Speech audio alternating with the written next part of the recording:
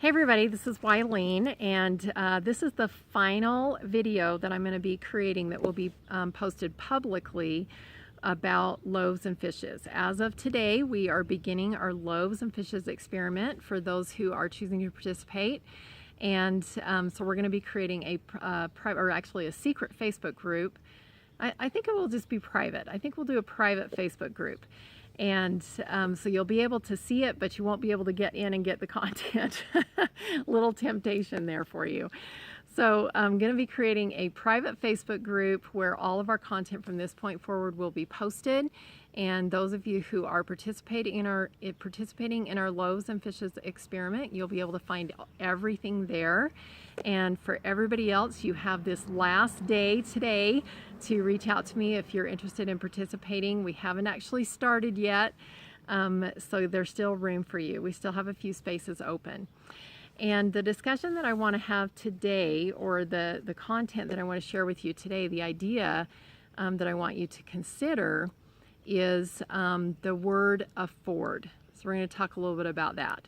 A lot of times when we have an opportunity presented to us, the words will just fall out of our mouth. I can't afford it, so I'm not going to be able to participate.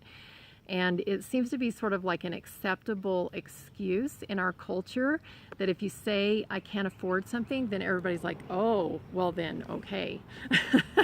It's like it's so acceptable to say I can't afford.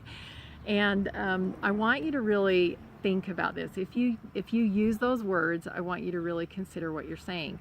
The universe is very literal. The universe does not distinguish between connotations of words. So we might think that we're saying, when we say I can't afford, we might think, well, the money is not earmarked for that. I don't have money set aside in my savings account or whatever, to do that. And again, it's an acceptable way to just say no thank you, basically.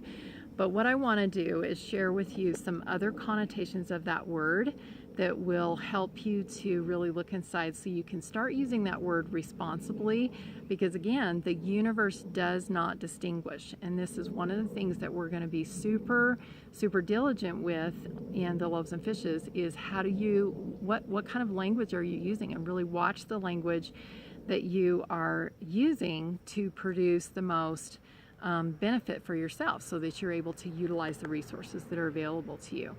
Anytime we say I can't afford, we're basically cutting off any creativity that might happen for us to be able to create some money or bring some money into our stewardship to be able to afford. So there's some different connotations or different words that are like synonyms of this word afford, and you can Google it. I just Googled what the meanings of afford were, and it had a whole list of synonyms. And one of them obviously is that, the lack of funds to be able to participate in something. So the other words are provide, supply, furnish. You might want to write these down, or again, you can Google them. Offer, give, yield, and I'm going to share another one in just a moment, but let me just put these words into the sentence, I can't afford something, and see if you feel a little bit different about the way about using that word. I can't provide a way to do that. I can't supply the ability to do that. I can't furnish. I can't offer. I can't give. I can't yield. That feels like so limiting and depressing. When you read those words, these are just synonyms of the word afford, and for some reason we feel like I can't afford is okay, but when you start looking at these other words, it's like, wow, this is personal. This is saying I can't do it. And I don't know about you, but that is not something I want to believe about myself. So there's one other word that I want to share with you, that this is what I teach, and I've taught this for years, to replace the word afford with allow. And the reason why I came up with that word was I was reading my scriptures one day, and it just came to me to interchange that word with some different words that I have found in the scriptures that use the words afford. And there are things like Jesus affording the little children to be able to come to him. There are lots of different ways that this word is used in the scriptures. And if you interchange that word allow, it fits in every single circumstance. We as people have changed the word afford to be an acceptable reason why we can't succeed, why we can't do better than we're doing right now. But I'm proclaiming right now that I don't choose to be mediocre. I choose to be able to produce. I choose to be a producer. I choose to be someone who can allow success in my life, who can allow riches and blessings and wealth and abundance and prosperity and all these really great things that are available to us all around us. I can allow myself to have the time to do the things that I choose to do. I can allow myself to utilize the resources that are available to me.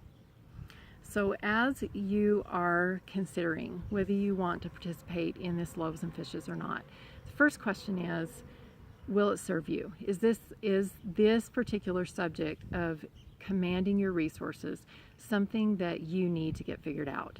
That it's been long enough and you've been sitting in mediocrity long enough and you are ready for something different?